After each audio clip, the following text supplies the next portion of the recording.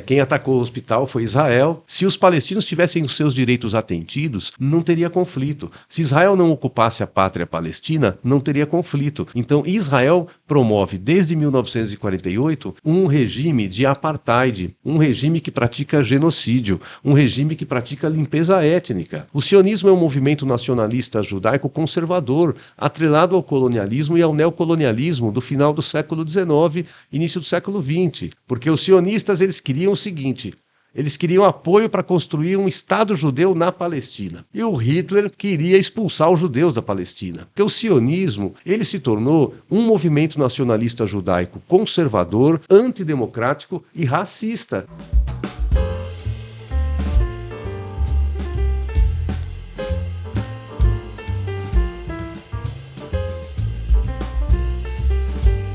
Olá, estamos no ar com mais um episódio do podcast da Tripalium. Você já pode curtir, já pode compartilhar esse conteúdo com quem possa ter interesse. Pode se inscrever no canal caso não seja inscrito, mas não precisa ativar as notificações porque já temos muitas notificações na vida atrapalhando as relações. De nossa parte, a gente garante sempre aí convidados e temas relevantes. E nesse momento tão triste, no mínimo triste para o mundo, né? A gente não poderia deixar de trazer alguém aí capacitado para falar sobre esse assunto, sobre outros também, mas principalmente sobre esse assunto, nesse momento que é importante. Tem muita informação rolando, muita desinformação, e todo mundo está falando sobre algo que já existe há algumas décadas, né? Inclusive muitas pessoas falando sobre o conflito Israel-Palestina como se tivesse iniciado no último dia 7. A gente está aqui então para fazer uma conversa sobre isso. Você sabe que o nosso convidado, né, Cauê, é uma referência, é um professor, dá palestras, eu já assisti palestras dele, escreveu um livro, já esteve na Palestina, né, uma das vezes o meu irmão foi também.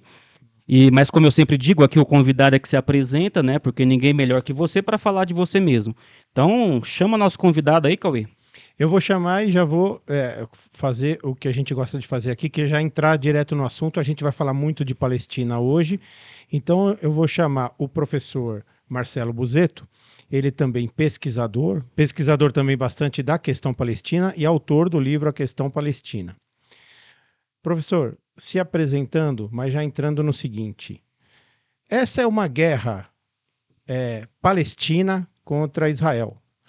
Não é uma guerra Israel contra Hamas, como a imprensa que a gente entenda ser feita. As bombas caem na cabeça dos palestinos, do povo palestino, do povo civil palestino. Então, bem-vindo.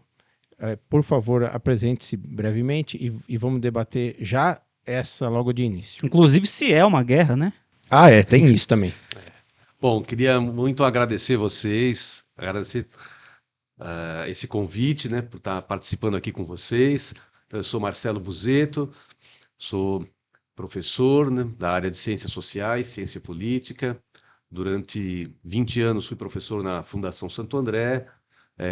Grande parte desses 20 anos fui professor no curso de Relações Internacionais, dei aula de várias disciplinas, entre elas Geopolítica do Mundo Contemporâneo. Também acompanho o conflito Palestina-Israel desde 1988, quando eu tinha 18 anos, por interesse, né, em compreender aquela situação.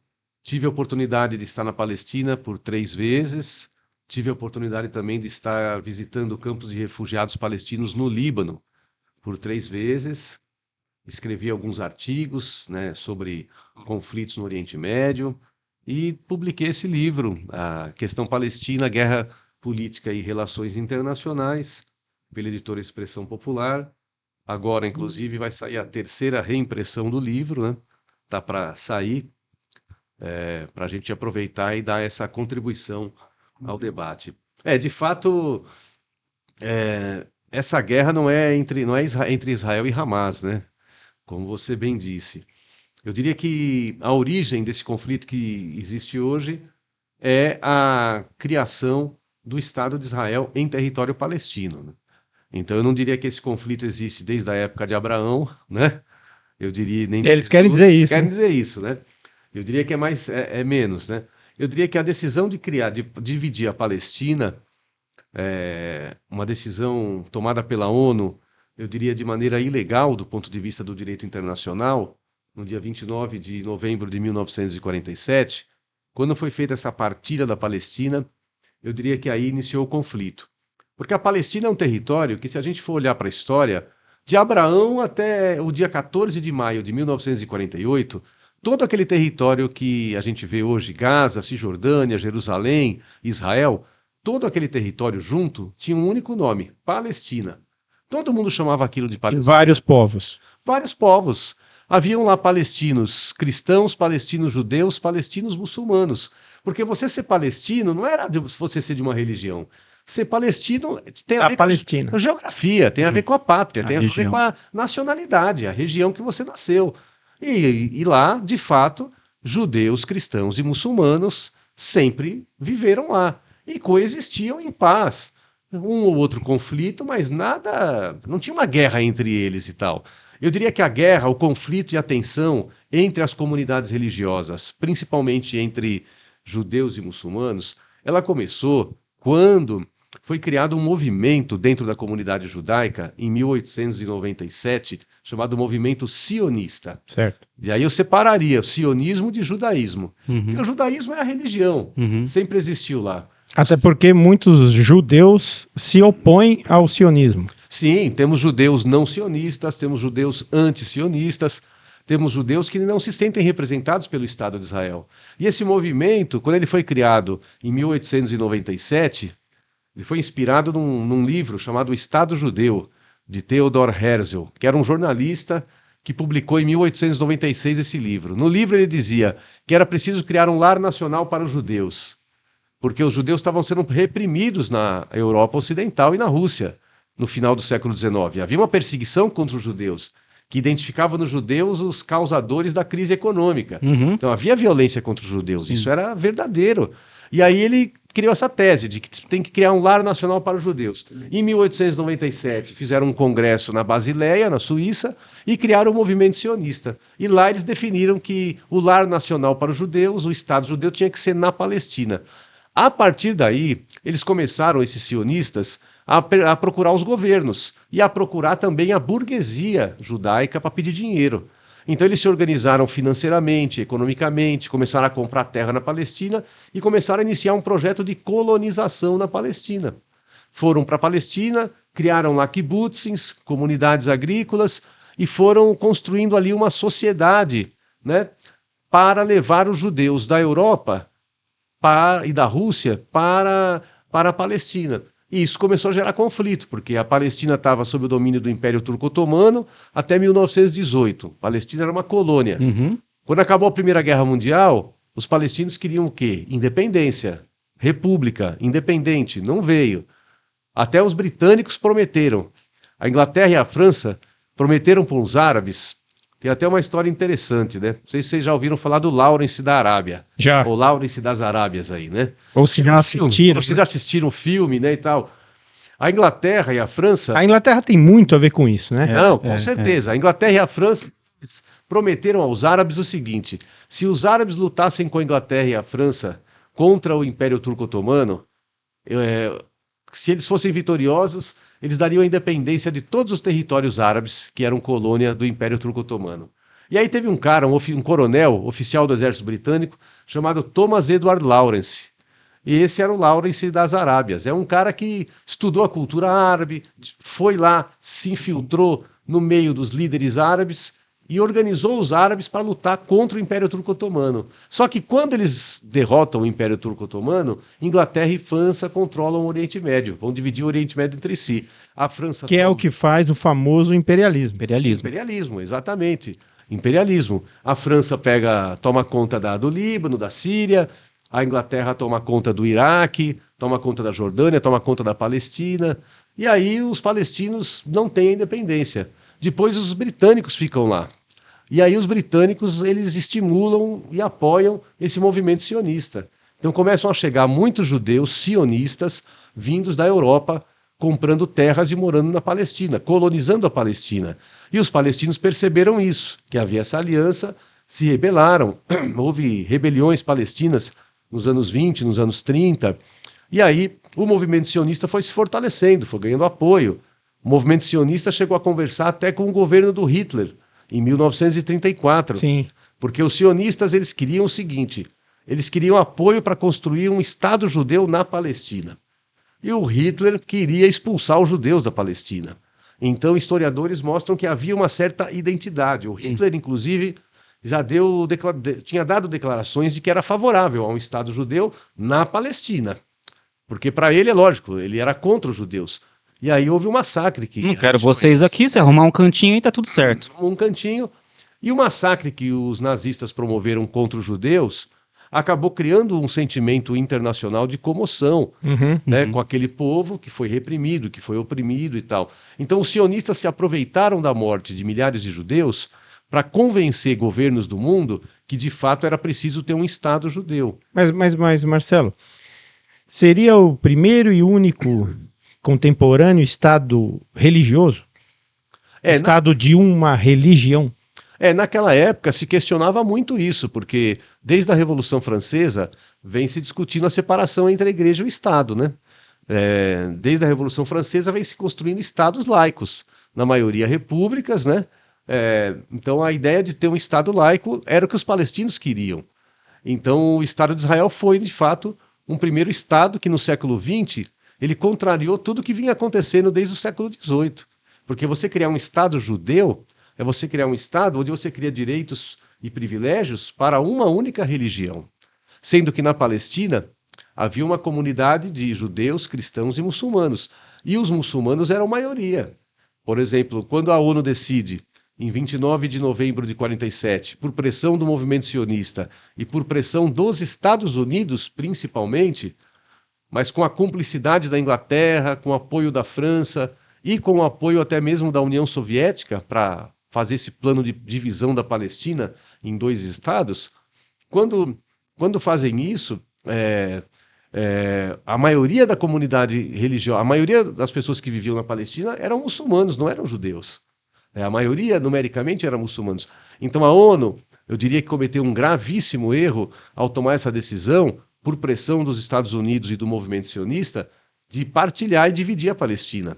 Porque ali, na verdade, eu no livro resgato essa história, né, e esse momento aí da partilha da Palestina, e eu sugiro, assim como muitos palestinos e israelenses que também estudam essa história, defendem, na verdade, que não deveria ter tido a divisão em 2 estados da Palestina, mas que a Palestina deveria ter conquistado a sua independência, que ali deveria ter sido estabelecido após a Segunda Guerra Mundial uma república laica e democrática, uma república não religiosa, onde judeus, cristãos e muçulmanos pudessem coexistir em paz e com direitos iguais, onde as pessoas pudessem se organizar para disputar a eleição, criando partidos políticos, e nesses partidos políticos podiam estar todo mundo, de várias religiões, juntos. Né? Elaboravam um programa político, um programa de mudanças, né? Um programa econômico, e aí disputassem eleições, e quem ganhava a eleição governava. Então essa era a ideia, de ter uma república independente, porque a Palestina é colônia. Nenhum cidadão palestino nasceu sob uma Palestina livre.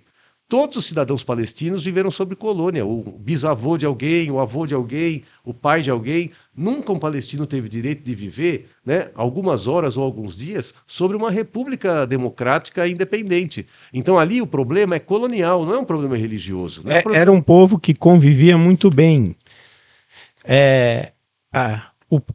Aí a novidade, a necessidade era a independência, porque já conviviam bem. A novidade, sem a independência, foi a questão da divisão em 2 estados.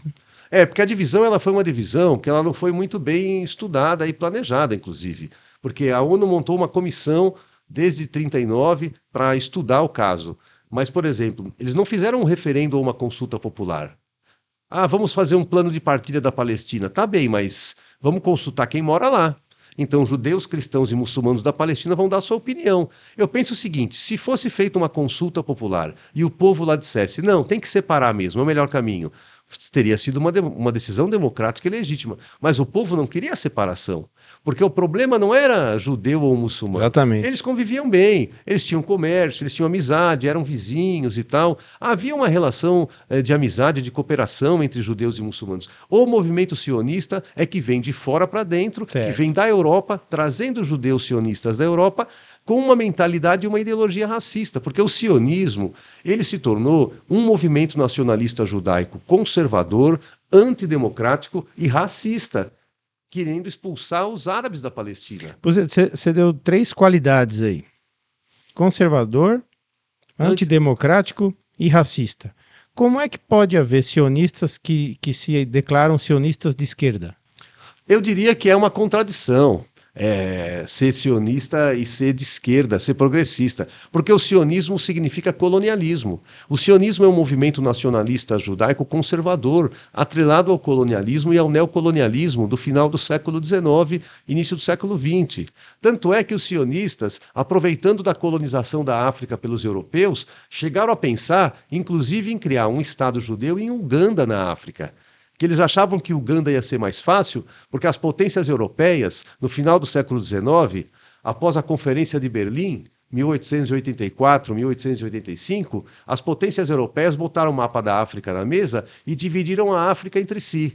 Então, os sionistas conversavam com governos da Bélgica, da Alemanha, né, da Inglaterra, no sentido de que, será que não tem um pedacinho da África para nós? E quando você fala dividiram e um pedacinho pra gente, quem vai ficar com o quê? Não precisa nem estudar muito, é só dar uma olhadinha no mapa da África, né? Foi riscado com régua. Exatamente, foi riscado de uma maneira profundamente injusta, desigual, que não respeitou as comunidades originárias, os povos originários. E na separação dos países africanos, aldeias inteiras, populações inteiras que eram da mesma etnia foram divididas. Uma parte ficou do lado de cada fronteira, outra parte ficou do lado de lá. E isso se estimularam conflitos, né? Entre essas populações. Então, eu diria que o sionismo está vinculado ao colonialismo. Certo. Então, ser sionista é apoiar esse colonialismo que aconteceu não só na Palestina, mas aconteceu no mundo inteiro, né? Muito bem. Vamos falar um pouco da guerra que está acontecendo agora. O conflito, né? Que é uma guerra, na verdade, de mais de 75 anos, né?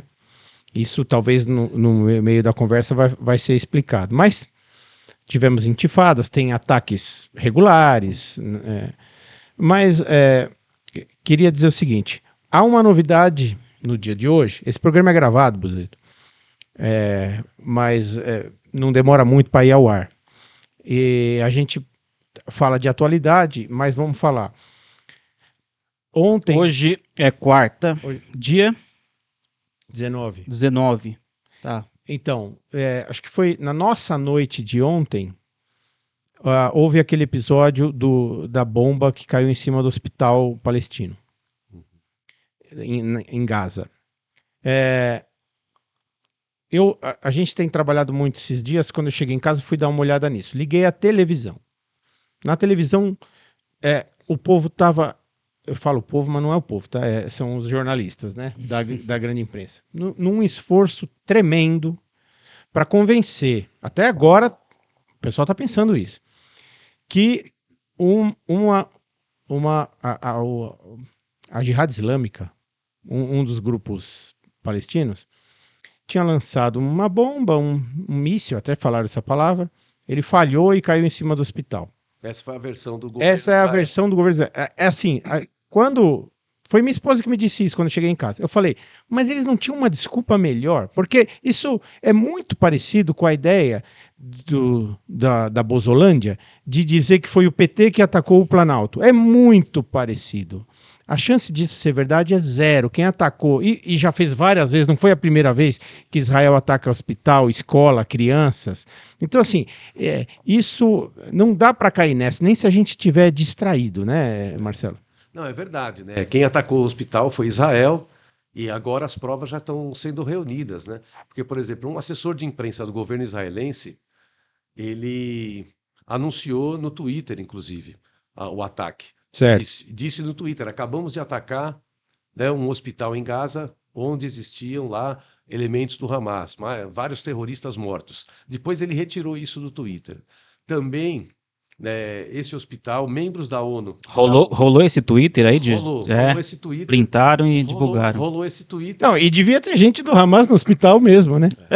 Pô. Sim, rolou esse Twitter e depois o governo de Israel retirou esse Twitter, né? Porque esse Twitter era uma confirmação de que foi Israel que fez o ataque. Depois teve uma outra situação que é o seguinte, a ONU, ontem, médicos que estavam trabalhando para a ONU confirmaram que receberam no hospital um comunicado do governo israelense para que eles deixassem o hospital, que o hospital seria atacado, que era para que eles deixassem, num período de tinham 3 horas para deixar o hospital, que o hospital seria atacado. Aí os funcionários da ONU devolveram a comunicação para Israel dizendo o seguinte, olha, não temos como fazer a retirada da população que está aqui. Muitos feridos, muitos em situação grave, não temos transporte, não temos segurança, né? Não ataquem o hospital. Então já teve isso. E teve uma terceira prova de que realmente foi Israel, que quando Israel fez essa tentativa de enganar, de mentir, de criar uma nova fake news, dizendo que teria sido a Jihad Islâmica, um jornalista do New York Times, ele foi verificar os vídeos, teve acesso a vários vídeos que Israel circulou por aí. E aí ele conseguiu verificar que o vídeo que Israel estava divulgando era de outro lugar e outro momento. E ele identificou que no vídeo marcava a hora. E a hora do vídeo era 40 minutos depois do ataque. Então, com isso, foi desmontada. Para quem quiser, de fato, acreditar na verdade, é só buscar informações. Foi Israel que bombardeou, e como você falou, não foi a primeira vez. Pois é, aí que tá. Isso. Em 2008 e 2014, também Israel bombardeou hospitais, bombardeou escolas, bombardeou casas, né? Pô, eles destruíram mais de 6 mil prédios já em Gaza. Eles já mataram milhares de pessoas. São civis, não tem alvos ali militares precisos em Israel. Em 2014, inclusive, nós tivemos episódios de soldados israelenses, de pilotos israelenses, que se recusaram a bombardear Gaza. Nós tivemos isso. Teve um piloto israelense, né, que recebeu uma ordem, o seu plano de voo e plano de ataque, sobrevoou, dizendo que ia fazer a identificação visual do alvo, e que ele disse o seguinte: não consigo identificar um alvo militar. Por onde passei, tem casas, tem praça, tem crianças brincando na rua, não tenho condições de realizar com precisão o ataque que me foi ordenado. Ele voltou para Israel e imediatamente quando pousou, ele foi preso, né? Certo. Porque entre os israelenses também tem um movimento de soldados desde os anos 70 que se chama Refusenik. É um movimento de soldados israelenses que se recusam a atacar os territórios palestinos. Isso aconteceu com um piloto de avião. São pró-Palestina. Eles dizem o seguinte, eu não sei se poderia dizer que todos são assim muito pró-Palestina. O que eles dizem é o seguinte: nós somos pelo cumprimento das resoluções da ONU. Então, se a ONU diz que daqui para lá é Gaza, daqui para lá é Palestina, daqui para lá é Cisjordânia, ali eu não tenho jurisdição enquanto soldado israelense. Teve um episódio em 2014 de membros de um pelotão do exército israelense chamado Pelotão Golani, considerado um pelotão de operações especiais. Chegaram com tanques na fronteira com Gaza. O governo de Israel deu a ordem: entrem em Gaza por terra. O comandante ligou para o ministro da Defesa e disse: eu faço parte de um exército que me ensinaram que era um exército de defesa. Se eu entrar em Gaza, eu estou entrando em outro país. Então, essas contradições, elas existem dentro das Forças Armadas de Israel. Alguns, inclusive, dizem que essas contradições e conflitos estão acontecendo agora. Por isso que Israel tem uma certa dificuldade de tomar rapidamente a decisão de invadir Gaza por terra, porque pode acontecer deserções dos seus próprios soldados que não concordam com a política do atual presidente Netanyahu. Vamos falar sobre a possível invasão por terra, mas só para fechar o assunto do hospital, então hoje é dia 19, quarta-feira, o ataque deve ter sido dia 18... Hoje é 18, não é? Ah, hoje é 18? Hoje é 18. Hoje é 18, então foi dia 17, quer dizer... 18 de outubro. Faz quase 24 horas do ataque, mais ou menos. Isso. E essas informações contraditórias que você está dando, eu não sabia, Mas até agora, há pouco tempo atrás, a imprensa ainda se esforça nesse conto impensável, assim, de veja só que coincidência de uma bomba deles mesmos ter caído no hospital, né? Vamos deixar isso bem registrado. Mas já que você tocou no assunto da invasão, a invasão tem vários problemas, né, Buzeto? Um deles é esse, que você está falando das contradições do próprio exército israelense. Mas tem o perigo de entrar em Gaza, os exércitos imperialistas já perceberam, eles temem sempre uma invasão urbana, como foi em Mossul, como foi em qualquer povo como foi no Afeganistão. Eu não sei se todo mundo sabe, os Estados Unidos perderam a guerra do Afeganistão. Eles foram expulsos do Afeganistão por quem chamam de mendigos do Talibã, porque não consegue enfrentar uma população. Então tem que enfrentar isso também. Seria esse o problema. E o problema geopolítico, né, Buzeto? Invadir Gaza agora é como acender um pavio de uma bomba muito grande, não é? Eu acho que ali é o seguinte: se a gente for olhar para a história, todos os povos que lutaram contra o colonialismo, aqueles povos que tiveram uma determinação muito grande, aqueles povos que tiveram uma capacidade de organização, uma capacidade de mobilização muito grande, que suportaram todos os sacrifícios, né? Eles conquistaram a sua libertação, a sua independência. Isso. Isso é o que a história mostra para nós, né? O colonialismo pode ser derrotado, assim como o fascismo pode ser derrotado. Quem luta e vence o colonialismo, quem luta e vence o fascismo, paga um preço alto? Sim, um preço alto em vidas humanas, não é fácil. Mas quem se dispõe a enfrentar o fascismo ou o colonialismo pode ter a certeza que vai ser vitorioso. Não tem, esse é um conflito que não tem como Israel ser vitorioso. É impossível Israel ser vitorioso, porque a causa palestina é uma causa justa. O colonialismo representa a injustiça. Você ter direito a uma pátria, você ter direito à paz, né, a moradia, a terra, isso é uma coisa básica. Isso está assegurado pela ONU. Então Israel não tem como ganhar. A luta dos palestinos é uma luta legítima de libertação nacional, assegurada pelas resoluções da ONU. Inclusive a ONU permite que na luta contra o colonialismo sejam utilizados diferentes meios, inclusive a resistência com armas, quando é necessário. Isso. Né? A luta contra o colonialismo não pode ser colocada na mesma balança que outra situação. Temos que entender o contexto histórico do que nós estamos vivendo. Ali é uma luta contra o colonialismo. A razão de existir o conflito é a não existência de um Estado palestino. Essa é a razão, essa é a origem. Se os palestinos tivessem os seus direitos atendidos, não teria conflito. Se Israel não ocupasse a pátria palestina, não teria conflito. Então, Israel promove, desde 1948, um regime de apartheid, um regime que pratica genocídio, um regime que pratica limpeza étnica. E nós temos que dizer também o seguinte, que assim, o nosso desejo sempre vai ser, de quem estuda, de quem tenta compreender aquele conflito, ou de quem tem um mínimo de sensibilidade humana, né, com a situação que está acontecendo lá, o nosso desejo sempre vai ser que um dia possam coexistir em paz, num ambiente de paz, de justiça, de cooperação, né, e com direitos iguais, judeus, cristãos e muçulmanos na Palestina. Eu acho que é isso que nós temos que pensar.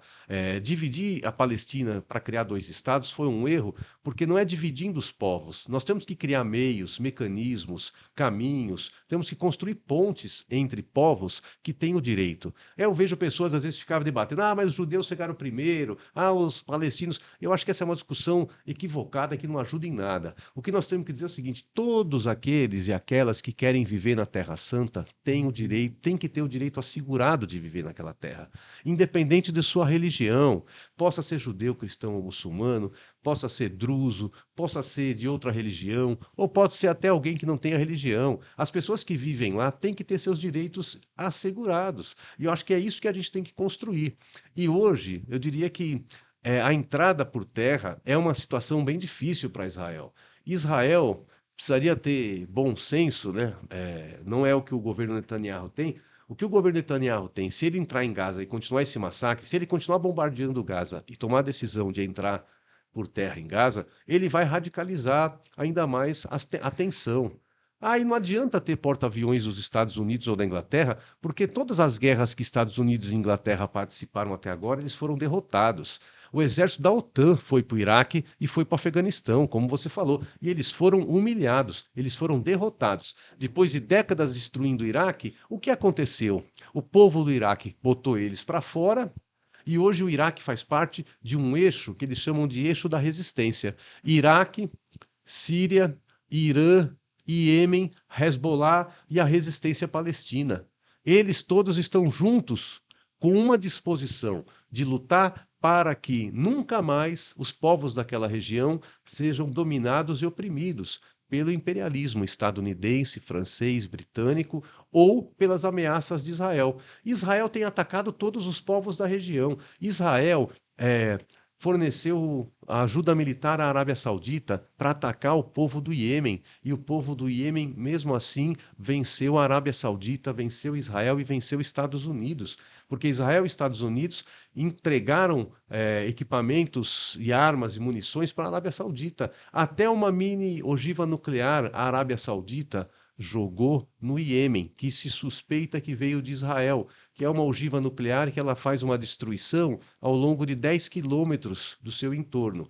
Ela não é tão devastadora como a bomba atômica de Hiroshima e Nagasaki, mas ela pega uma área de 5 a 10 quilômetros, ela causa um impacto, né, e destrói tudo. Né? Até isso jogaram no Iêmen e a imprensa internacional não falou absolutamente nada. Aliás, muita gente nem sabe que há uma guerra no Iêmen, né? Muita gente nem sabe que o Iêmen existe. Né? Nem sabe que existe um país no mundo chamado Iêmen. Né? Mas o Iêmen é um pequeno país que está no sul da Arábia Saudita e está ali controlando o Golfo de Aden, que é por onde passa mais de 65% dos navios que levam petróleo e gás pelo mundo. Então o Iêmen é um pequeno país que está numa localização geográfica estratégica, só que o Iêmen hoje está fora da área de influência dos Estados Unidos, Arábia Saudita, Israel. Então Israel bombardeou a Síria, bombardeou a semana passada, bombardeou Damasco e bombardeou Alepo. Israel está provocando.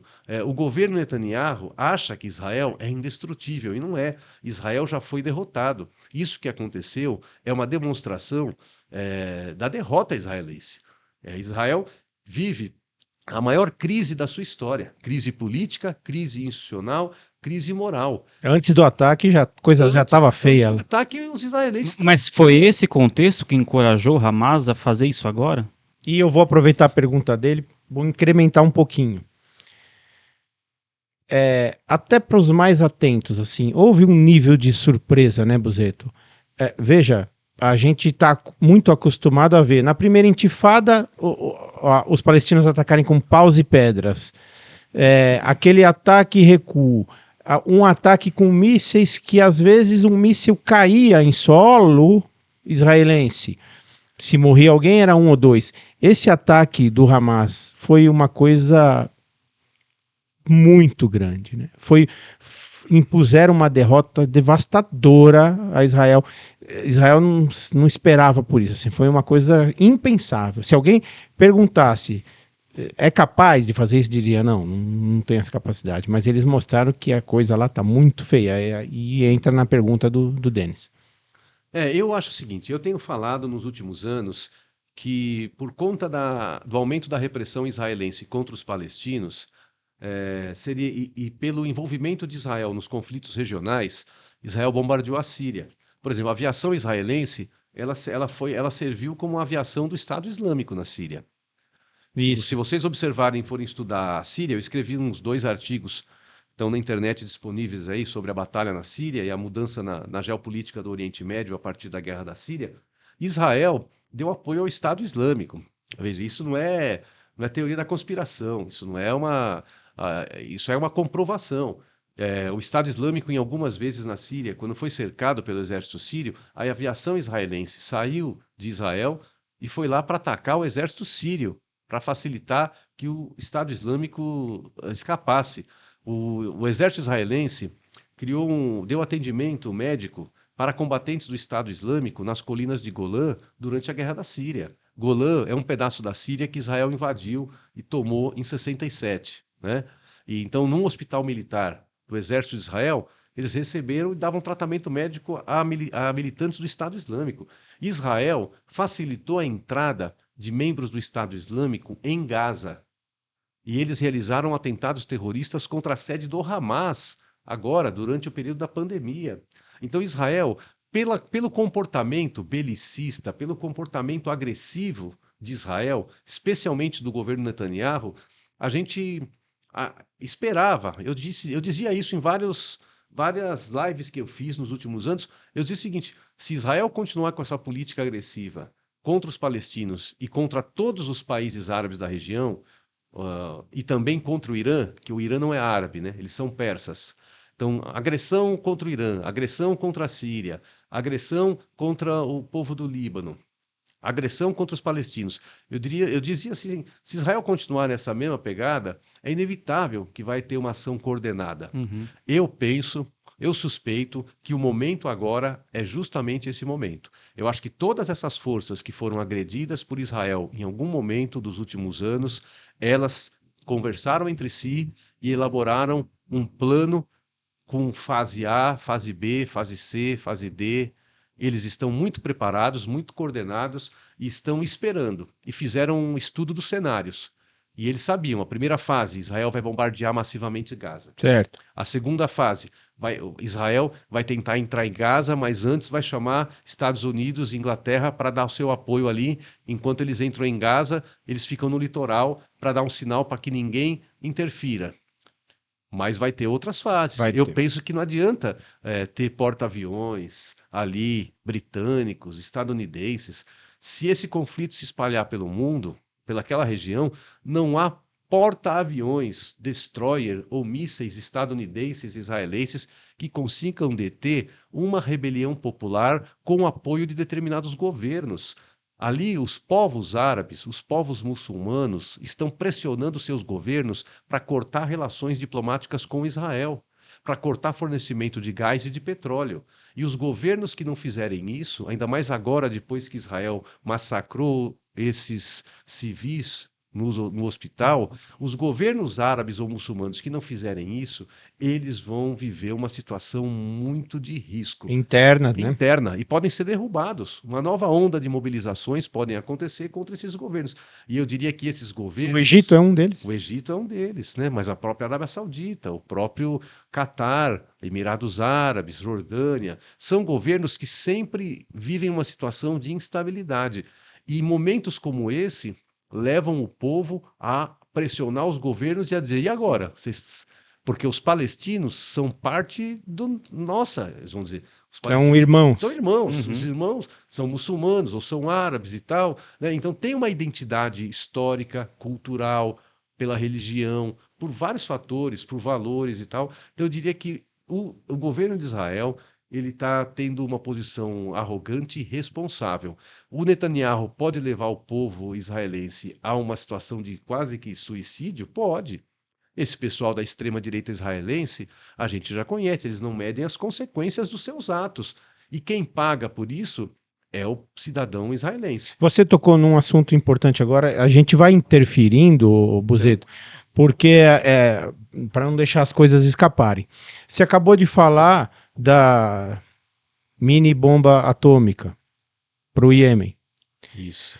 E existe um mito, que é dizer assim, não, a bomba atômica não é para ser usada, ela é para garantir que outros não ataquem e tal.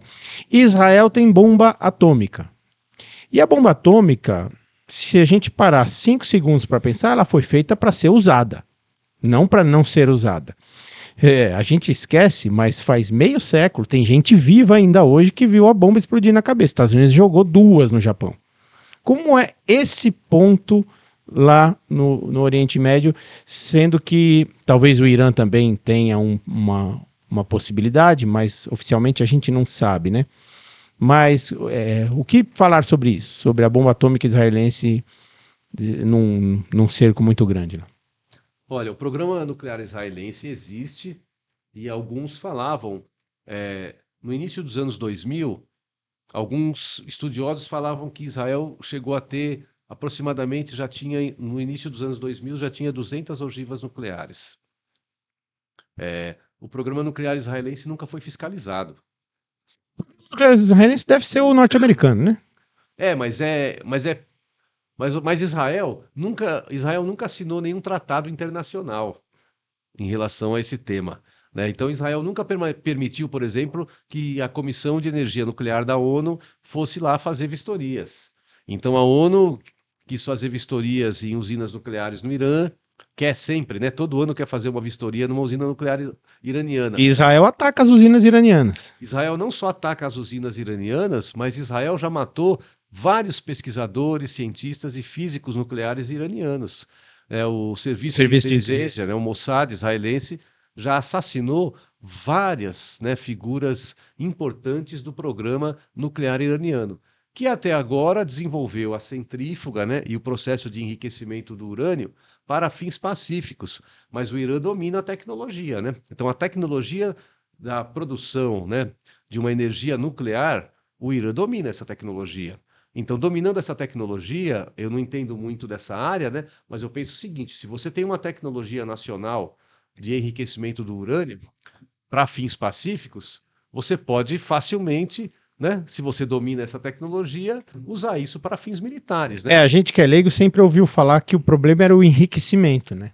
Então, eu diria que o Irã não deseja uma guerra nuclear, o Irã não deseja a proliferação de armas nucleares. Essa tem sido uma posição histórica do Irã, né, de não estimular, né, armas nucleares, nem produzir. Só Israel, naquela região que nós chamamos de Oriente Médio, né, eles chamam lá de Ásia Ocidental.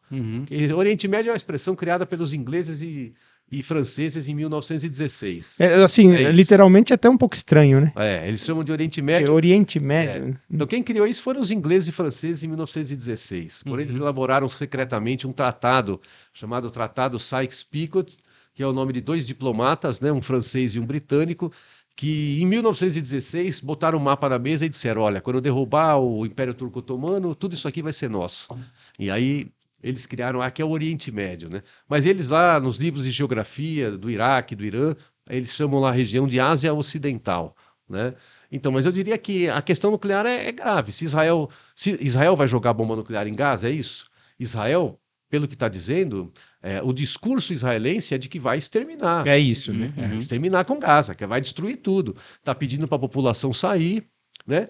Está dizendo saiam. Está dizendo, se o Egito quiser abrir um corredor humanitário lá para o Rafah, beleza, mas só se for para os palestinos irem embora. Porque, pelo que dá para entender, eles querem o seguinte: vai embora. E ataques como esse ao hospital, eu diria que fortalece um pouco essa tese. Tipo, quem ficar aqui, vai sobrar corpos queimados, é o que vai sobrar de Gaza, né, depois da ofensiva israelense. Parece que o recado deles é esse, mas eu diria, é uma irresponsabilidade. E eu não sei se tem... Eu quero acreditar que existam alguns oficiais israelenses que tenham algum bom senso e que tentem parar o Netanyahu. Porque na cúpula do governo, o mínimo que se espera é uma bomba nuclear, né? Daquele tipo de governo do Netanyahu. Não, ele tem anunciado isso. E com o apoio dos Estados Unidos, cumplicidade da Inglaterra, da União Europeia e da mídia empresarial internacional. Você tem jornalistas aí, né, de vários veículos pregando o assassinato dos palestinos, quer dizer, comemorando, celebrando, dizendo que não tem que ter cessar-fogo, né? Teve aquele pontual que é da Globo, da CNN, que está em Nova York lá, ele falou abertamente, né? Não tem que ter cessar-fogo agora. Então o governo brasileiro falando em cessar-fogo e o pontual lá falando: não, cessar-fogo agora, os terroristas do Hamas é que vão se beneficiar, o que é um absurdo. O pontual anda com gente ruim, ele tem má influência. Ele anda com gente ruim e ele é a gente ruim. Né? A gente mais ruim que tem, que anda com ele mesmo, é ele próprio, né? É o mais ruim que tem lá. Buzeto, eu queria que você não deixasse de falar também, como mencionou aí, sobre as posições e as decisões do governo Lula. O que você está achando? Então, eu sei o seguinte, Ana, pela história do Lula, a gente sabe que o Lula tem uma história de solidariedade ao povo palestino e de defesa ao povo palestino. O Lula tem uma posição de defender a solução de 2 estados, né? O Lula defende e segue as determinações da ONU. Então é isso. Eu diria que o ponto de partida para solucionar, para encontrar um caminho de paz justa e duradoura, seria partir talvez daí. Não que eu reconheça como justa tudo que a ONU fez, mas eu acho que hoje, partir das resoluções da ONU, eu acho que seria muito importante. Então eu acho que a posição do Lula em relação a esse tema, de usar as resoluções da ONU como referência, eu acho que é muito bom. Acho bom também o Lula procurar conversar com a Rússia, com a China, porque Brasil, Rússia, China, na minha opinião, hoje tem muito mais condições de serem mediadores nesse conflito do que Estados Unidos e União Europeia. Uhum. Estados Unidos e União Europeia perderam a condição de O mediadores. mundo também acha isso, né? Também acho. O mundo não imperialista. Sim, não imperialista vê. E do ponto de vista das relações internacionais, é uma coisa óbvia e uma coisa simples. Porque é o seguinte, para você ser mediador num conflito, você não pode assumir explicitamente a defesa de um lado. Sim, sim. Então, Estados Unidos, Inglaterra, França, Alemanha, acabou. Não tem como eles serem mais mediadores, porque eles estão com Israel. Agora, o Brasil, a Rússia e a China, esse sim. Então, eu diria que, Sobretudo o Brasil, né? sobretudo o Brasil, mas o Brasil sozinho também, eu diria que não tem claro. força Uhum, sim. para impor uma negociação, para forçar Israel a uma negociação. Porque com Israel não tem um diálogo. Israel nunca obedeceu à ONU. E nesse ponto, então, com Israel não tem diálogo. Não existem dois estados para Israel. Essa é uma solução que eles se negam. Isso ficou claro. Então, Buzeto, isso não é uma proposta, então. Não vamos chegar nisso, correto? O que fazer? Não, correto, mas eu acho assim, Israel, nós temos que, tem que ter mecanismos para pressionar Israel, forçar Israel a cumprir as resoluções da ONU. Eu diria que hoje a solução de dois estados é isso mesmo. Israel nunca reconheceu. A única resolução da ONU que Israel defende sobre a questão palestina é a resolução da ONU que criou Israel, do plano de partilha. É a única. As outras ele nunca reconheceu. Nunca um governo israelense disse: nós reconhecemos que vai haver, num futuro breve, resultado de uma negociação entre nós, vai haver um Estado palestino seguro do nosso lado, vamos desenvolver atividades de cooperação. A Palestina já fez isso. Não, a Palestina fez muito isso de 88 para cá. Os dirigentes palestinos sempre falaram de reconhecer os dois estados, né? E tal. Mas Israel nunca reconheceu. Por isso que é uma situação difícil. Mas eu diria que forçar Israel a cumprir, no mínimo, a solução dos dois estados, eu acho que seria um primeiro passo interessante. Acho que o governo brasileiro cometeu talvez um erro ao falar do tema do terrorismo, né? O terrorismo é uma palavra que eu acho que não pode ser banalizada. Temos que discutir isso. Temos que discutir, porque é o seguinte, uma coisa é a resistência de um povo contra o colonialismo, que já dura 75 anos. Ô, Buzeto. Outra coisa é o Estado colonialista israelense, né, massacrando os palestinos. Então não dá para dizer, é igual. O Hamas e Israel estão no mesmo patamar. Não estão. Eles não têm a mesma força militar e eles não têm o mesmo status. Israel é um Estado colonial que tem um dos maiores exércitos do mundo, tem 200 ogivas nucleares. Pratica terrorismo de Estado, né? Pratica terrorismo de Isso. Estado, pratica limpeza étnica, pratica genocídio, pratica um regime de apartheid contra os palestinos. É um Estado que tem um governo antidemocrático, que prende qualquer cidadão israelense. Eu tenho amigos israelenses que foram presos e torturados. Israelenses. Eu tenho amigos israelenses que foram presos e torturados pelo governo de Israel, pela polícia de Israel, pelo exército de Israel. Quem escreve a abertura do meu livro é o Sérgio Ianni. Sérgio Ianni é um israelense. Sérgio Ianni é oficial do exército israelense. Ele escreve a abertura do meu livro. Ele é israelense, ele é judeu por conta da família, ele não pratica a religião judaica. Mostra pra gente, né, o livro. Esse aqui, ó, Questão Palestina, Guerra Política e Relações Internacionais, né, pela editora Expressão Popular. O Sérgio Ianni, ele é membro de uma organização chamada Alternative Information Center. O Centro de Informação Alternativa é, na minha opinião, um dos exemplos que os governos deveriam seguir para resolver aquele conflito. Por quê? Porque essa é uma organização que existe desde o final dos anos 70, que nela estão palestinos e israelenses. Lá existem, na Palestina, organizações como essa, onde palestinos e israelenses se juntam em organizações da sociedade civil para construir coisas juntas. Eles fazem debatem seus problemas econômicos, debatem a questão do conflito, fazem atividades culturais com grupos musicais israelenses e palestinos juntos nos territórios palestinos. E essas pessoas fazendo isso, nos mostram o caminho. O caminho é construir pontes entre israelenses e palestinos. O caminho é construir um nível de consciência para que israelenses e palestinos cheguem à seguinte conclusão: nós estamos destinados a viver juntos, em paz. Andar para frente para ver se chega naquele ponto que era lá atrás. Antes. Então eu acho que essas organizações, como o Centro de Informação Alternativa, eles promovem isso, promovem atividades, festas com crianças, festas com mães, né? Levam mulheres e mães israelenses para conhecer as mães dos prisioneiros políticos, né? Quando tem um filho que está preso. Tem 6.000 palestinos que estão nas prisões. Entre eles menores de idade. Tem crianças de 10 anos, de 12 anos. Isso não é um sequestro? É um sequestro, né? É um crime, né, contra uma série de princípios, né, dos direitos humanos e tal, que Israel faz. Então eu diria que nós precisamos conhecer essas iniciativas para entender que a solução de 2 estados, ela sempre foi uma solução que nunca Israel concordou. Então o governo brasileiro, eu diria que precisaria ter um pouco mais de atenção e fazer contato e conhecer melhor a realidade das organizações que estão lá, para evitar qualificar de terrorismo uma luta de libertação nacional e uma luta por independência. Isso. É lógico que nós somos, por princípio, sempre seremos contra a morte de civis em conflitos, né? Os não combatentes. Mas no contexto ali, precisa entender o que aconteceu ali. Que aí dá um debate. Para quem estuda relações internacionais, tem um debate sobre o que são civis. Por exemplo, colonos. Ali, eles estavam fazendo uma rave, uma festa, né, a poucos quilômetros da faixa de Gaza, onde tem a maior prisão a céu aberto do planeta. Provavelmente dava para ouvir de Gaza. Dava para ouvir.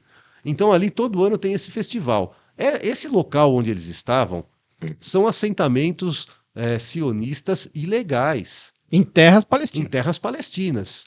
Então ali existiam, até 67, naquela região, existiam campos de oliveiras. Oliveiras são árvores que os palestinos cultivam há muitos séculos, né? O azeite de oliva vem daquela terra. Eu ia tocar nesse assunto mais para frente, E da aí, produção palestina. Então, após 67, quando Israel ocupou de fato toda a Cisjordânia, Gaza e Jerusalém Oriental, essa região onde teve a festa rave aí foi devastada. Várias vilas palestinas foram destruídas. Eles chegavam com tanques, com tratores, destruíram as vilas, queimaram as casas, expulsaram os moradores, mataram alguns que ficaram e eles arrancaram as oliveiras da sua raiz. O que é uma simbologia. Israel faz muito isso lá. Quando eles expulsam os palestinos das suas terras, eles arrancam as árvores para dar um recado que, olha, aqui nunca mais vocês vão voltar. Tem até filmes assim, Tem né? filmes, vários filmes, né, que mostram isso. Então eu diria que ali era um território de muita tensão. Eu não estou querendo acusar aqueles jovens, porque nem todos os jovens talvez tinham essa dimensão do que era ali. Mas ali é um território onde moram colonos. As empresas israelenses que organizaram aquela festa, elas são empresas que se beneficiam e ganham dinheiro num território que foi colonizado. É como no apartheid da África do Sul, né? Quantos territórios de povos originários sul-africanos o apartheid sul-africano não retirou? Expulsou povos, né? Deslocou populações para transformar em áreas estratégicas para empresas sul-africanas dominadas por brancos, né, ganharem dinheiro e terem lucro para explorar diamantes, para explorar outras coisas. Então, a exploração de diamantes na África do Sul era em terras de populações originárias. O regime do apartheid montou empresas estatais ou mistas, expulsou a população originária, foram lá ganhando dinheiro com diamantes no mundo inteiro. Então, quer dizer, é isso que acontece na Palestina. O nosso desejo nunca vai ser eu não celebro a morte de ninguém, nem mesmo de um israelense, nem mesmo de um soldado israelense. Nem é questão de amenizar a morte de civil. É lembrar que também importa as mortes diante do dia 7 de outubro, né? Sim. É o contexto, é a história, não é assim? Que vem De repente, num dia, um grupo maluco acordou doido e fez um ataque, como alguns estão tratando. Não é esse o caso, né? Enquanto o Buzeto prova um pedaço da baguete de queijo, um pedaço do bolo. Vou pegar uma baguete aqui. Isso. Eu vou, só para não sair ainda do assunto do terrorismo. Só te lembrar que hoje, com muita lamentação, a gente tem aqui um tempo, né, infelizmente, porque o assunto merecia muito mais e o convidado também. E aí eu tenho aqui uma pergunta do Carlos. Tá. Eu tenho a caricatura do Diego, que ele não veio, mas a caricatura veio. E só pra gente finalizar. E tem que comer também aqui, ó. Só que, ó, já tá, Tá. a gente já tá bem próximo do fim, infelizmente. Mas a nossa vida é assim, né? Então vamos lá. Aprendi com os caras do PT, com os caras da CUT, do sindicato. Vai um compromisso passando em cima do outro, né? Para não sair do tema do terrorismo, porque assim, é uma palavra que, usada no noticiário, ela causa um impacto na população, ou em quem não é obrigado a conhecer a história da Palestina, a história da guerra. É muito ruim essa palavra. Mas, para nós, e para todo mundo saber, por exemplo, o movimento 26 de julho, em Cuba, foi considerado terrorista. É o movimento do socialismo cubano. O MPLA, né, ou em Angola, ou no Iraque. Essa palavra terrorismo é apenas um rótulo. Veja só, uma bomba do Hamas que por acaso atinja um carro israelense ou uma casa e bota fogo, por que ela é chamada de terrorista? E o míssil israelense que destrói 700 casas ou destrói um hospital não é? Por que os prisioneiros palestinos ou aqueles que estão em Guantánamo não foram sequestrados sem julgamento, sem acusação, crianças presas? Os ataques israelenses à população civil palestina, quer dizer, porque o cara não tem um registro, essa bomba não está registrada, então é terrorista, né? A outra não, tá bonita, tá registrada, é um míssil, né? Então assim, precisamos o Hamas, a gente tem, por isso ele perguntou do Lula. É muito no ambiente político é difícil. Assim, o Lula se porta muito bem, mas é um erro chamar o Hamas de terrorista e colocar essa palavra oficialmente no governo brasileiro. A gente entende o samba que o governo brasileiro tem que fazer, né? Ainda mais o Brasil, que além de ser reconhecido e respeitado, não é uma potência militar como União Soviética e China, por exemplo. Então a gente entende, mas é um erro muito grande. Acho que já foi falado aqui. Todos os ataques e agressões que Israel comete na Palestina. Então essa coisa do terrorismo, atenção, vamos tomar cuidado, isso não é terrorismo, é uma resistência do povo palestino e não do Hamas. Só para ilustrar, eu até puxei a frase aqui para eu ler com todas as palavras, né? A frase do Brett que diz: do rio que tudo arrasta se diz que é violento, mas ninguém diz violentas as margens que o comprimem. Exatamente. Da onde vem a violência, né? Não, exatamente, porque assim, eu acho que é um erro qualificar o Hamas com terrorismo por vários motivos. Eu acho que é impreciso, né? Porque tem que entender esse contexto. Ali, as pessoas... tem gente que estava lá que podia não entender muito bem, mas assim, quem organizou o evento sabia onde estava, sabia a história do lugar. A coisa da rave, né? Isso, da rave. Quem organizou o evento sabia do risco e é uma provocação, né? Sem dúvida. É uma provocação. E não foi a primeira vez que aconteceu esse tipo de evento lá, do lado de um lugar onde o povo está aprisionado, não tem água, não tem direito. Os palestinos são obrigados a tomar água do mar. Eles são obrigados a criar um sistema caseiro de dessalinização. Isso causa uma série de doenças, principalmente nas crianças e nos idosos, porque Israel está matando o povo palestino de Gaza de fome. Eles não têm um aeroporto. Gaza bombardeou o aeroporto Yasser Arafat. Eles não podem ter porto. O litoral de Gaza tomado por Israel, o que é contra a lei internacional. Talvez entrar nas primeiras ondas já seja perigoso. Sim. Pescar é perigoso. Os pescadores não têm direito de sair, né, com seus barcos, porque lá tem a marinha israelense que dá tiros e dispara contra os pescadores. E Israel tem o interesse em controlar o mar de Gaza, porque há suspeita de que ali exista petróleo, né, e gás. Então Israel quer controlar Gaza para explorar o litoral e buscar uma maior autonomia em relação a petróleo e gás, porque ele sabe que agora ele pode perder, né, o petróleo e gás que vem dos países árabes. Então eu acho que é isso. Eu acho que tem que pensar que o terrorismo quem pratica é o governo de Israel e é o Estado de Israel. Quem estimula e pratica o terrorismo na região é os Estados Unidos, é Israel, né, e tal. O povo palestino resiste.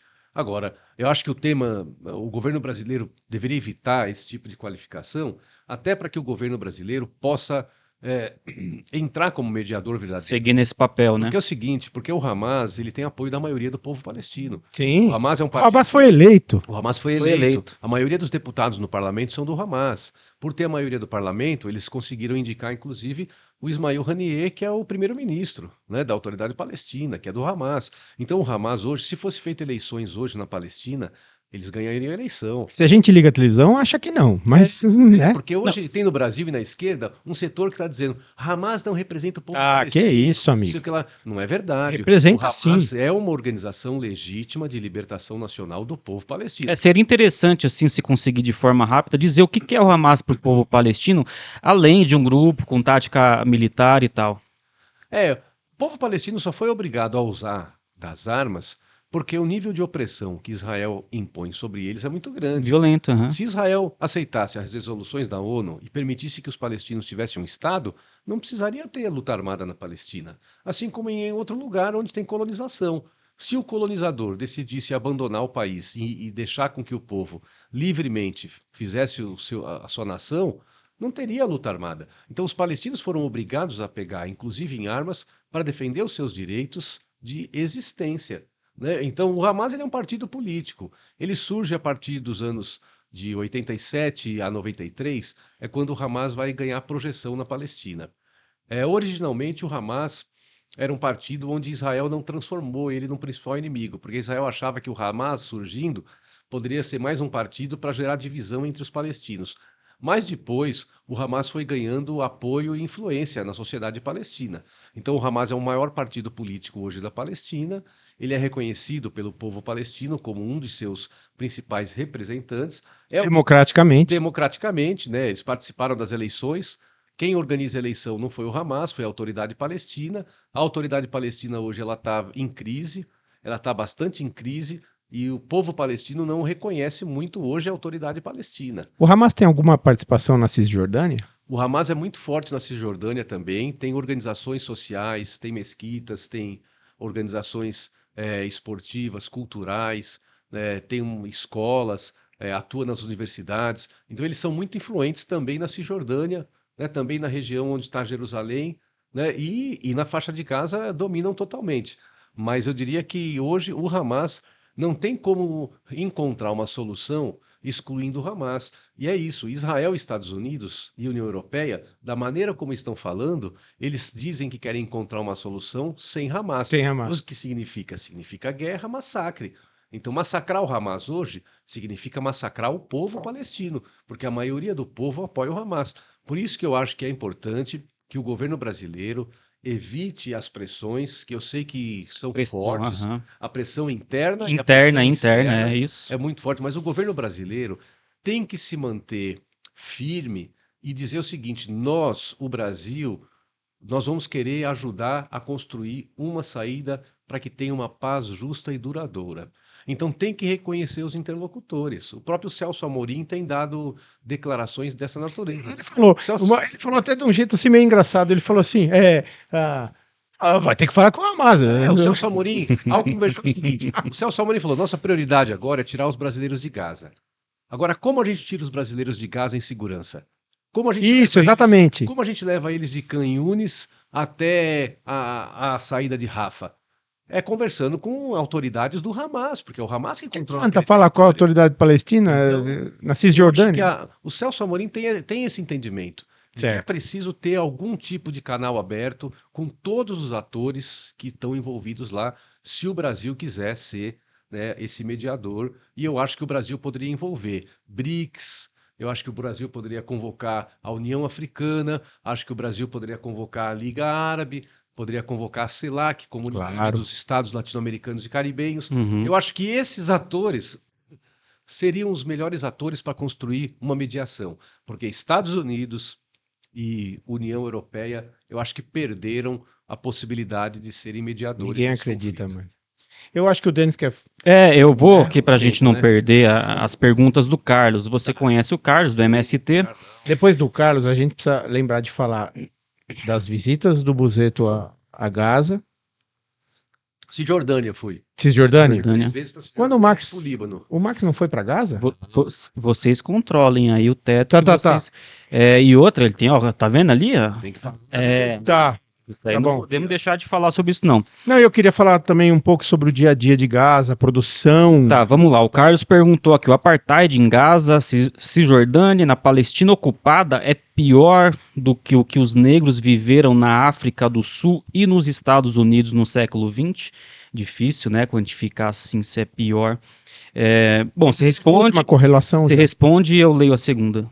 Eu acho que assim, é pior em alguns sentidos, porque Israel conseguiu fazer a separação física, construiu um muro que separou fisicamente as regiões, as vilas, as aldeias. E essa separação física não foi conseguida na África do Sul. Quer dizer, haviam bloqueios em estradas, né, e tal, mas assim, Israel fez de uma maneira que parece um filme, é um negócio assim, impressionante quando você está lá, né? É um Você- gueto, né? Parece mentira, né? Parece Muro Por exemplo, dividido, Belém, né? Belém é uma cidade palestina. Belém, onde está a Igreja da Natividade, né? Belém, onde supostamente seria a manjedoura, onde nasceu Jesus Cristo e Uhum. tal. Ali foi construída uma igreja. E para você visitar a Igreja da Natividade, você tem que passar por checkpoints israelenses, tem que atravessar um muro que tem 10 metros de altura, Uhum. né? Um portão de ferro. O Papa, quando foi para Belém, para a Palestina, ele foi visitar a Igreja da Natividade.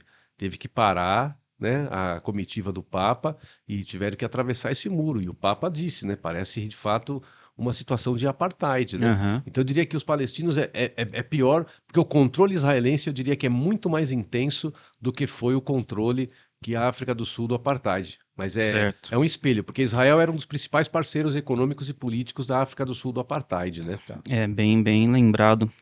A segunda pergunta dele: o cineasta Carlos Pronzato escreveu um artigo publicado no dia 18 de outubro no Jornal da Tarde da Bahia, com o seguinte título: Hitler reencarnou em Israel. Você acha pertinente essa comparação entre o sionismo e o nazismo? Acho pertinente em vários aspectos. Por exemplo, os nazistas confinaram os judeus no gueto de Varsóvia. Era um espaço físico pequeno, com uma grande quantidade de população. O gueto de Varsóvia se tornou um exemplo da resistência judaica contra o nazismo. E eles bombardearam o gueto e depois fizeram a entrada por terra para massacrar o gueto de Varsóvia. Eu vejo muita semelhança com o que está em Gaza. Eles confinaram uma população grande num território muito pequeno, estão bombardeando e querem entrar por terra. E o nazismo não só tem essa semelhança, porque é o seguinte, os próprios sionistas procuraram os nazistas. Porque o sionismo é um movimento nacionalista, conservador, antidemocrático e racista, que é expulsar os árabes da Palestina. O nazismo é um movimento nacionalista, conservador, antidemocrático e racista, queria expulsar os judeus da Europa. Então havia identidade entre o programa político dos dois, né? Nazismo e sionismo. Então existe essa comparação que muitos historiadores vêm fazendo e, na minha opinião, ela tem sentido. E as práticas de Israel contra os palestinos, vários foram os livros que já foram escritos fazendo essa comparação, né? Dizendo que os palestinos são os judeus do século XX, né? Ou do século XXI, pela situação de opressão que Israel impõe contra os palestinos hoje, né? Buzeto, você já visitou a Cisjordânia, né? Na minha memória, o pessoal tinha ido para Gaza. Bom, você foi algumas vezes. Tentamos entrar em Gaza e não conseguimos. Eu acho que foi isso, né? porque Tinha um deputado, o Jamil, era isso? Jamil Murad. Jamil Murad. Ele também não foi para Gaza, ele foi só a Cisjordânia. Tá. Mas vários brasileiros que tentaram ir para lá e entrar em Gaza não conseguiram, nem por mar, nem por terra, né? Bom, eu queria que você falasse então um pouco do dia a dia que você viu lá. E você deve saber, mesmo que não tenha ido, de Gaza também. Como que é o dia a dia lá, cara? O que eles produzem, tá? E como eles comercializam isso? Como é feita a importação, a exportação? Eles vivem de quê lá? E como é a estrutura de governo e assistência social? Qual seria o nome do governo? Ele seria um governo social? É um governo... porque, assim, dizer que há um capitalismo ali é uma coisa, né, difícil. Os palestinos têm dificuldade, né? Eles nunca tiveram, eles sempre foram, eles são um povo de agricultores e de comerciantes, né? Com pequenas indústrias, né? Uma indústria de cerâmica, de vidro, uma pequena indústria ainda metalúrgica, uma indústria têxtil talvez muito mais avançada, né? Do Aham. ponto de vista da indústria, é uma indústria têxtil, né? Existem várias cooperativas de pequenos produtores, né?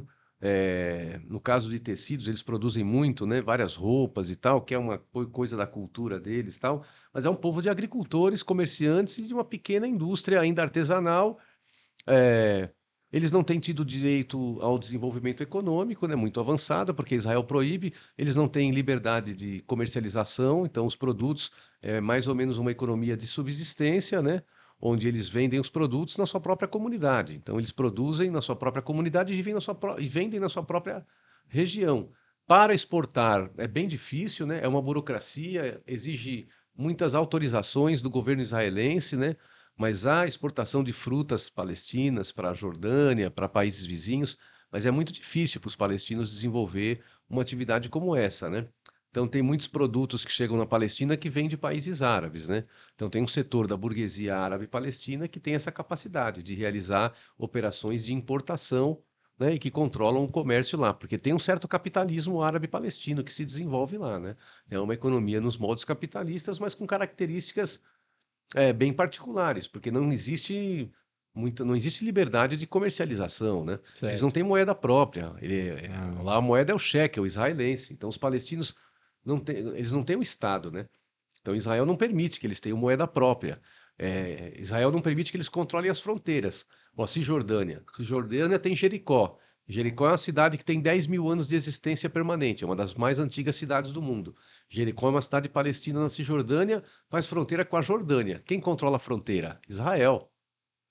Entendeu? Então, esse é um ponto que precisava ser discutido agora. Eu acho que agora tinha que botar na pauta alguns temas. Os palestinos precisam de mais autonomia, para que eles tenham, inclusive, condições de ter um desenvolvimento econômico, social, político, cultural, educacional muito maior. Eles precisam ter um aeroporto em Gaza. é, Você sim. entendeu? Eles precisam ter um aeroporto em Gaza para ter Uhum. contato com o mundo. Eles precisam ter um porto em Gaza. O litoral é grande, é extenso em Gaza. Eles precisam ter direito a ter um porto. Os palestinos na Cisjordânia, eles precisam controlar suas fronteiras. Então eu acho que agora deveria ter uma ofensiva da comunidade internacional contra Israel para dizer o seguinte: basta. Agora nós vamos criar condições para que dê os primeiros passos para um Estado palestino. Não importa se esse Estado palestino fosse construído em 5% do território, mas em algum lugar tem que começar. E Uhum. para mim, um Estado palestino começa dando aos palestinos o direito de ter o controle sobre o seu próprio território, Ah, sim. controlando Isso eles as não fronteiras. têm. Eles não têm. É. Então, assim, não tem como uma economia palestina se desenvolver se quem controla as fronteiras é Israel. Se quem controla as estradas é Israel. O exército israelense está em terra palestina. Alguém fala assim: ah, não, mas o exército de Israel está só em Israel. Não. Não. O exército de Israel tem que ficar confinado em território israelense. É isso que a ONU tem que dizer. A partir de hoje, nenhum soldado israelense poderá adentrar em território palestino, nem em Gaza, nem na Cisjordânia, nem em Jerusalém Oriental, que é o que a ONU considera a capital do Estado palestino.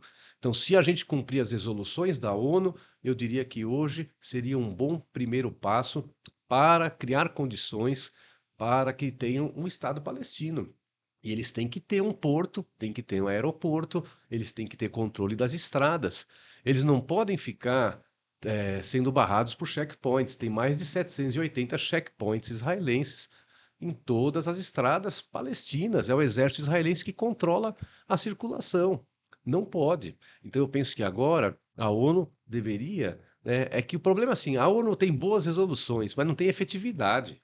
A inutilidade da ONU é impressionante. O Lula falou isso, né? Porque a ONU, o Lula falou isso também, porque a ONU bota um monte de resolução bonita no papel Hum. e aí depois não cumpre.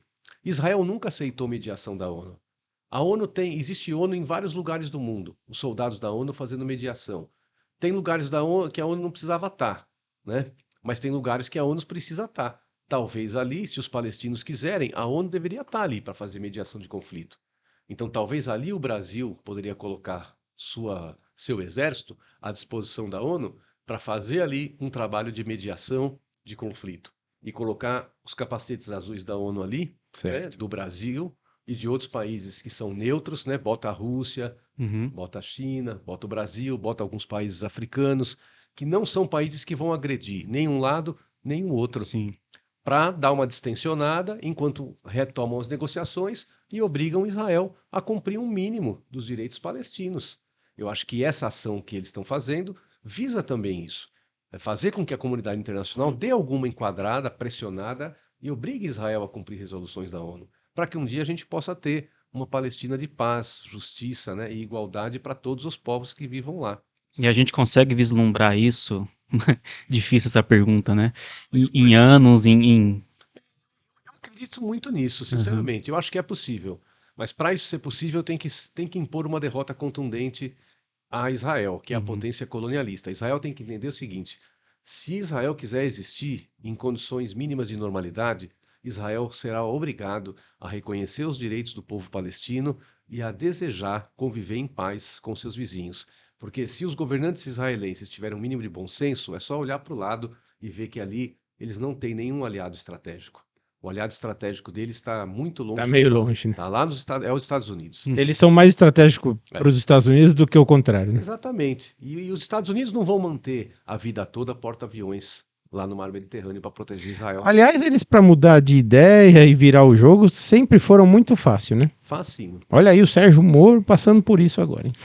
É. E também não temos garantia e nada garante que a situação em Israel interna permaneça a mesma, né? Eu não sei, mas pode ser que aconteça alguma reviravolta. Não estou dizendo que será a tendência, mas pode ser que aconteça alguma reviravolta e alguém lá em Israel chegue De e diga: dentro. Netanyahu, Que ele fora, já tá já chega, Para com isso. Netanyahu. Deponha, pode ter um golpe de Estado, pode tirar o Netanyahu, podem retirar o Netanyahu e dizer: olha, você não, com você não dá. a maioria já tá contra, né? Eu diria que sim. Você vê essa semana as famílias, o conflito que está acontecendo entre Ah, os israelenses. então, essa pressão.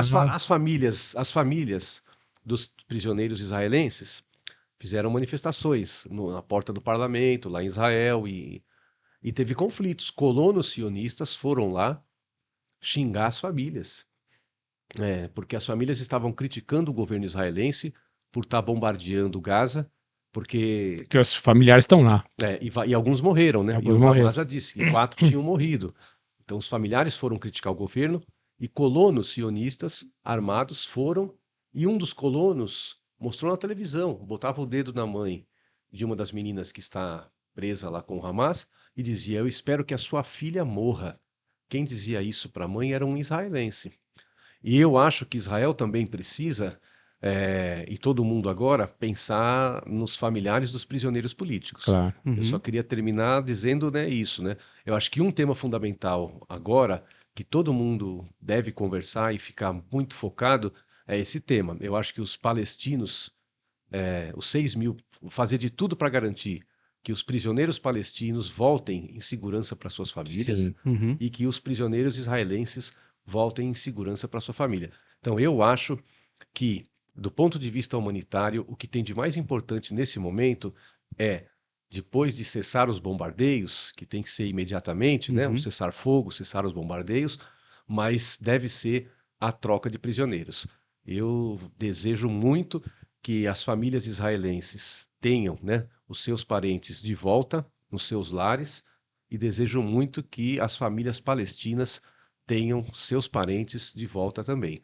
Então, eu acho que uma medida que ajudaria muito a distensionar seria Israel aceitar a troca de prisioneiros. Entrega os prisioneiros palestinos Uhum. e o Hamas entrega os prisioneiros israelenses. Eu acho que fazendo com que as famílias fiquem bem, com que esses jovens voltem, né, Uhum. para o seio das suas famílias, eu acho que isso distensionaria e abriria a possibilidade de retomar um acordo. Mas se Israel insistir em bombardear Gaza e entrar em Gaza por terra, a possibilidade dessa troca humanitária não vai existir. E eu diria que vai ser muito ruim. E é trágico, né? Um governo que diz que se preocupa com seu povo não está dando a mínima para os reféns. Então eu desejo muito isso, que a troca de prisioneiros seja um dos pontos principais para garantir que a gente possa retomar um caminho de paz entre os atores do conflito. O Denis vai mostrar a caricatura. A gente não pode esquecer de agradecer muito o Buzeto, porque é um cara que está sendo muito requisitado agora, está numa maratona muito louca aí, e todo mundo vai chamar ele, porque é sem dúvida uma referência no assunto. E então a gente agradece ter encontrado um tempo para falar com a gente aí, Buzeto. E para, né, esclarecer bastante coisa aí, trazer seu livro. Eu vou, enquanto você mostra a caricatura, assim como ele, estou com pressa, preciso ir embora, mas vou buscar a camiseta dele, tá bom? Ah, tá joia. Beleza. Eu só preciso dar um sim, é. Não, vai É falar. a última coisa. A gente agradece mesmo, porque inclusive ele já vai se atrasar pro compromisso dele em Santo André. E a gente sabe que tá na correria aí. Era para ter vindo semana passada, foi difícil também, a gente insistiu. Bom, descontrair um pouquinho aqui, tornar um pouquinho mais leve. O Diego é o nosso artista aqui, então a gente sempre que tá com um convidado, ele faz na hora, né? Faz ao vivo a caricatura da pessoa, tal. E aí dessa vez ele não pôde participar. E aí deixou a caricatura pronta. Eu corri lá, fui buscar com ele hoje. E ele, além de fazer a caricatura, ele também faz umas anotações, né? Dependendo do que a pessoa fala, coloca a frase e tal. E ele deixou aqui um espaço, falou: Denis, pode você colocar as frases e tal, mas eu não sei se o pessoal percebeu, hoje a gente está sem o Borges aqui, que dá uma força nas câmeras, de controlar as câmeras, é nosso apoio técnico, e tô eu mesmo aqui com o computador na mesa, fazendo esse controle, né, me preocupando com a conversa aqui, com as imagens, então acabei não fazendo anotação nenhuma. Mas aí, o nosso presente para você, caricatura aí do Buzeto. Aí, ó. Valeu. Diego Reis, o nosso artista. É isso aí. Diego Reis, muito obrigado. E ele não te conhece pessoalmente, né? Então é um desafio maior ainda, né? Mostra um pouquinho mais para essa câmera aqui. Isso. E aí ele, né, pela internet, pelas fotos, vídeo, ele fez aí um traçado aí. Legal. Joia? Muito obrigado. Bom, vamos lá.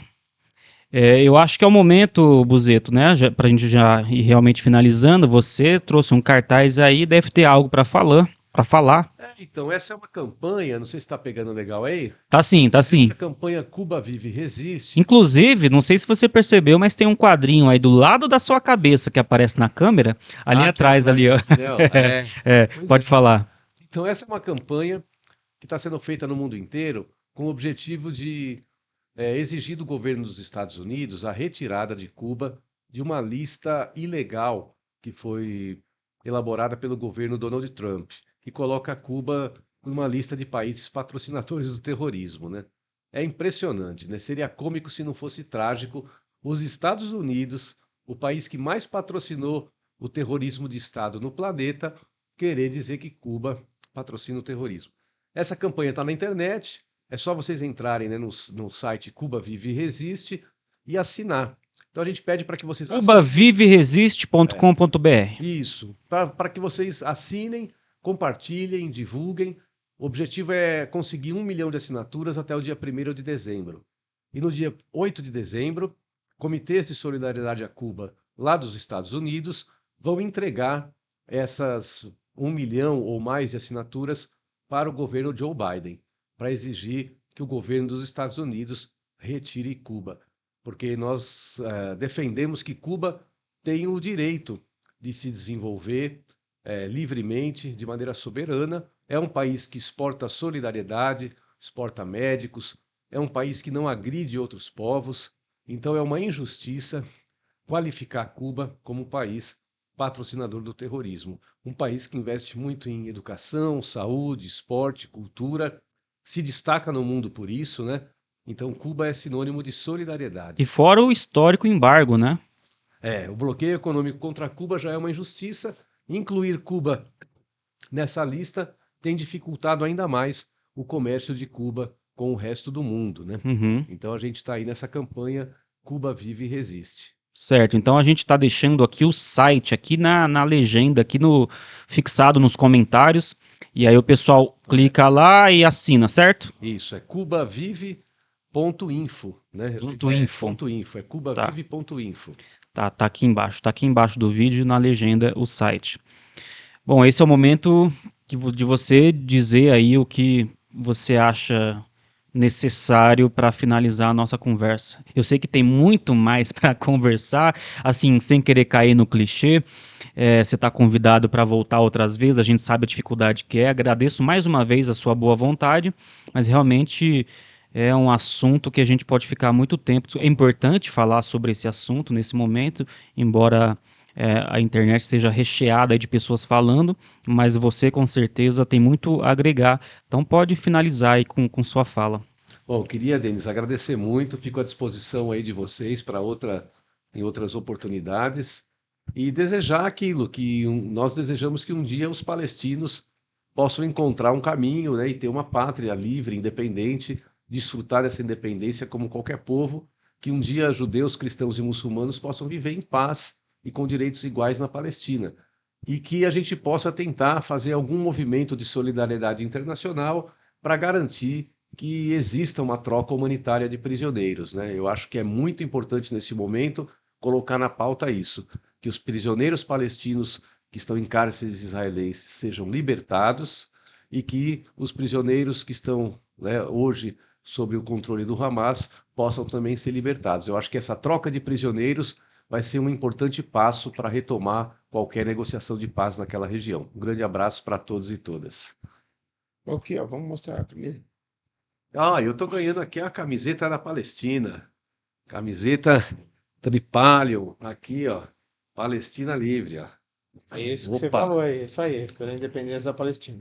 muito bonita. Muito obrigado, Muito bem. agradeço. Valeu. Bonita, simbólica, resistente, Resistente. né? É isso aí. Belezura. E a você que nos acompanhou até agora, muito obrigado mais uma vez pela sua atenção. E seguimos aí com o desejo, né? A gente tem vontade de fazer alguma coisa diante de tantas imagens entristecedoras que às vezes dá um desânimo, dá um pessimismo em relação à humanidade, com todas essas imagens que a gente tem vendo. Mas vamos torcer para que as coisas se resolvam da melhor maneira possível. Até a próxima.